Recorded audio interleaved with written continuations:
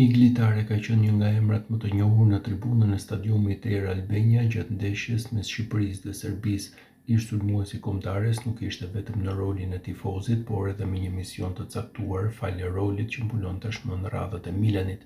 Drejtori sportiv i kuqezimeve mësohet se ka monitoruar në veprim disa prej futbollistëve të dy ekipeve gjatë kësaj ndeshje shumë të ndezur dhe të fortë. Mediat italiane në këto ditë kanë rreshtuar me radhë emrat e lojtarëve të dy ekipeve që janë përfolur se mund të bëhen pjesë e Milanit. Në radhët e Shqipërisë përtej Adriatikut kanë përmendur emrat e Brad Gjimshitit dhe Armando Brojes si ata që mund të bëhen pjesë e kuqezimeve. Fokusi më i madh është te sulmuesi, pasi mbrojtësi duket i orientuar drejt pranimit të ofertës që i ka ardhur nga Katari. Ndërkohë, në radhët e Serbisë janë monitoruar jo vetëm Pavlović e Jović, që janë pjesë e Milanit aktualisht, por edhe lojtarë të tjerë që mund t'i bashkohen kuqezimeve.